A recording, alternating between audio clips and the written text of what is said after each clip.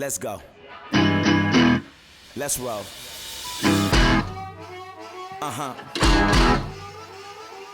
It's your roll.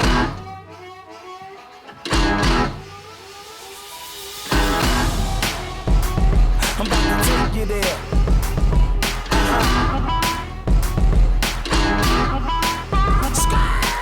I'm lightning like Steve McQueen. I'm in the fast lane when the light turns green. And I built tough, I ain't nothing but grit. Cause I made rugged blood, sweat, and spit.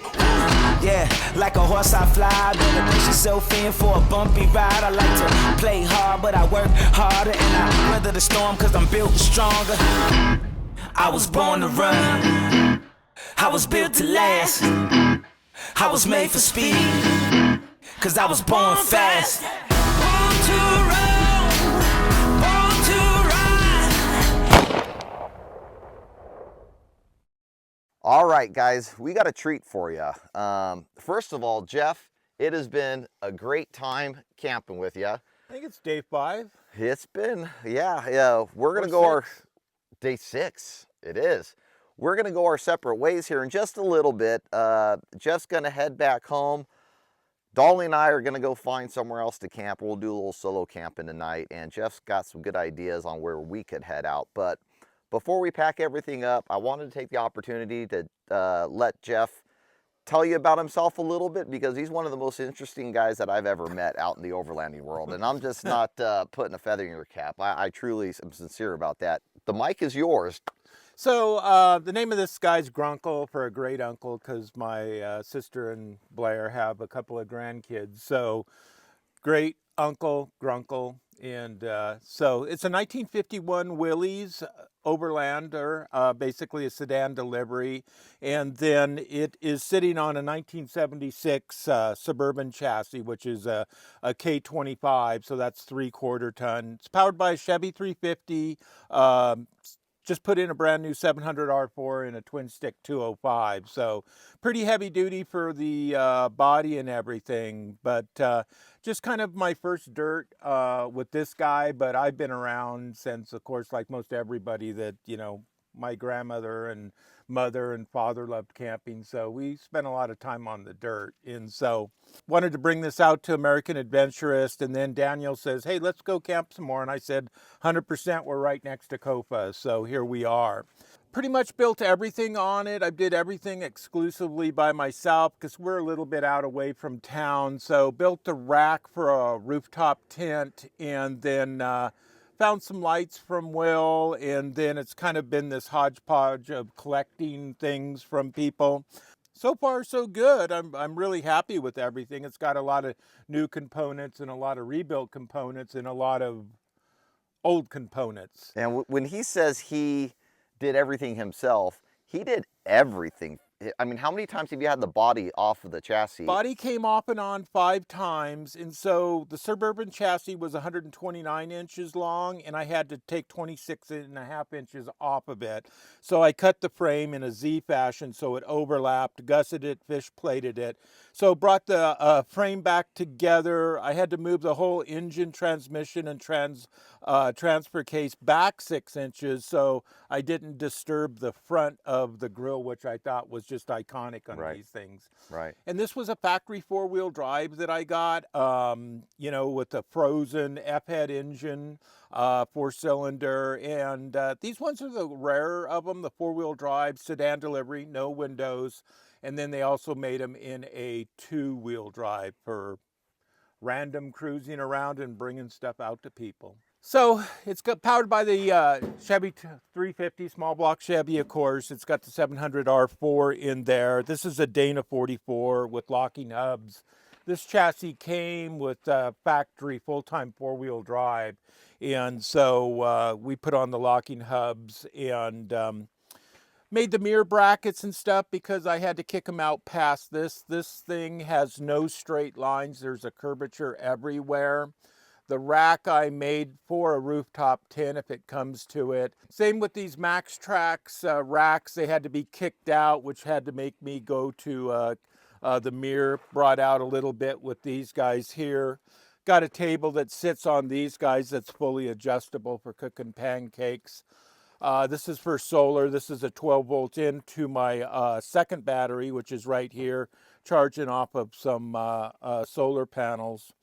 I found this head, drinking fountain head, in a junkyard I had, and so I ended up plumbing that in, so it's a working fountain. I have a switch right inside the door, and so I just don't have it turned on right now. Hey there, a quick commercial break brought to you by 395 Jerky, the sponsor of this video. 395 Jerky is a craft beef jerky company that we started over 3 years ago, which was inspired by adventure. If you're unfamiliar with our jerky, you can get more information about the 6 flavors that we offer at 395junkie.com, as well as see the positive reviews that we've received. As well as something we're going to talk about right now for the first time are 3 different bundles that are also now available online that you can check out.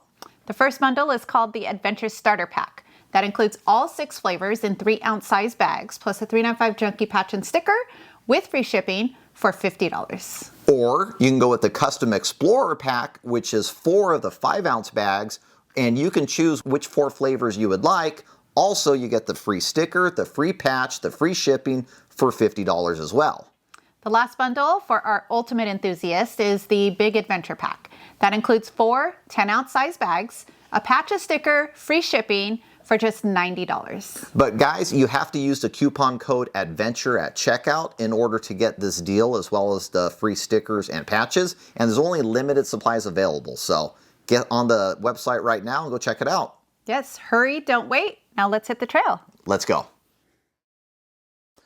Modified a YJ bumper for a rear tire carrier, and that way when I built it out and it's closed, I cut it and fashioned it to where it had the same 5 degrees of angle as the back of this door has.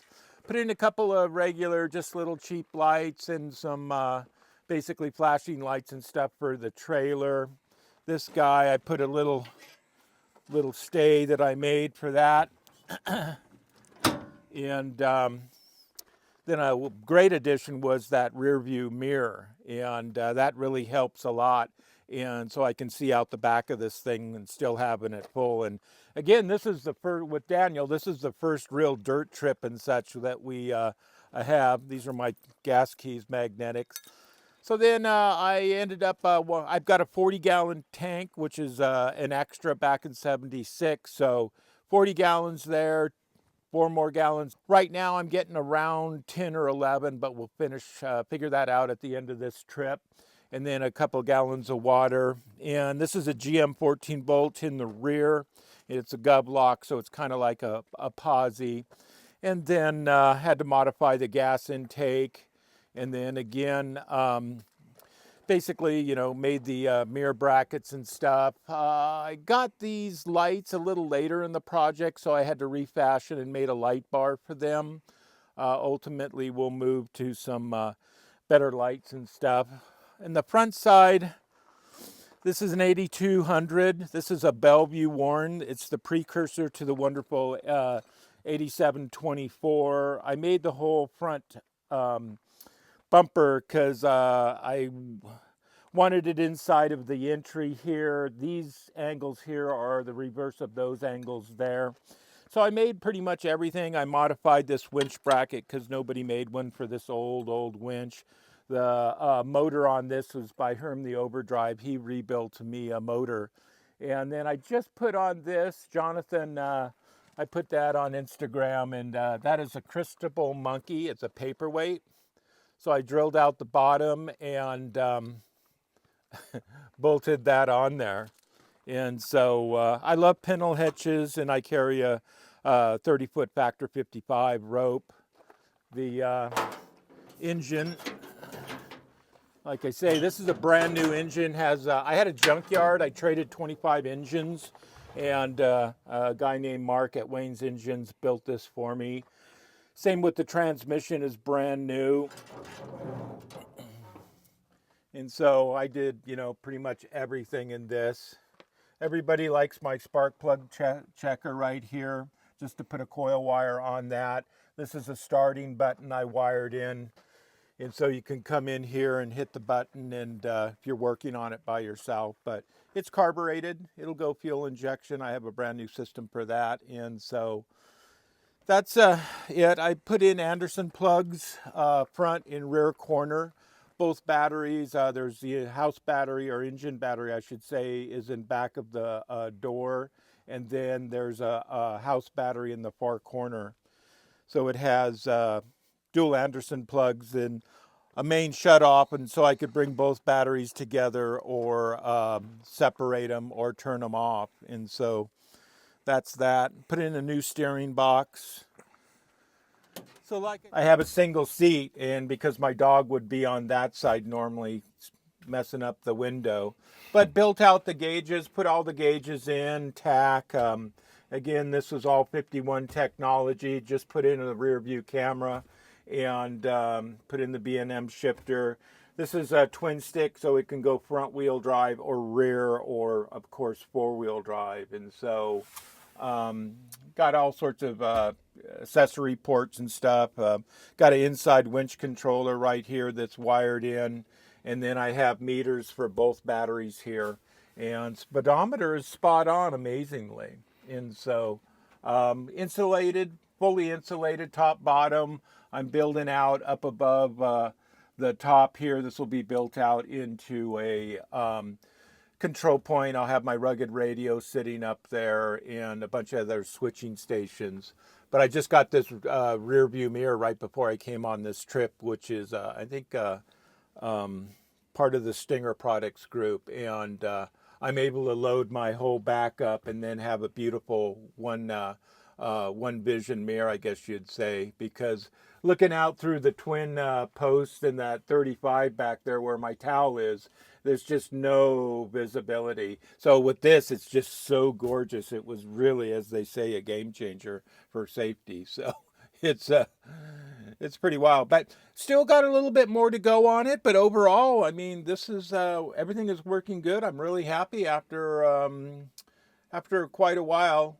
I was eager to get it done, come out, see Daniel, and hang out at American Adventurist again. So what a great event. And now Daniel and I came out to Kofa, and we've been here for a couple days. So looking forward to more. All right, guys, and as you can see, like he mentioned, he has the roof rack built for rooftop tent one day if he needs it, but he makes quick time of this shift pod, and that's his go-to every time we go camping. As quick as we are with our Ursa Minor and everybody else, he is just right there on our tail. He's got this thing down to an art as far as getting it set up and getting the camp pulled back down. But what do you say? We start packing up? Ready to go. All right. Thanks, Daniel. Of course.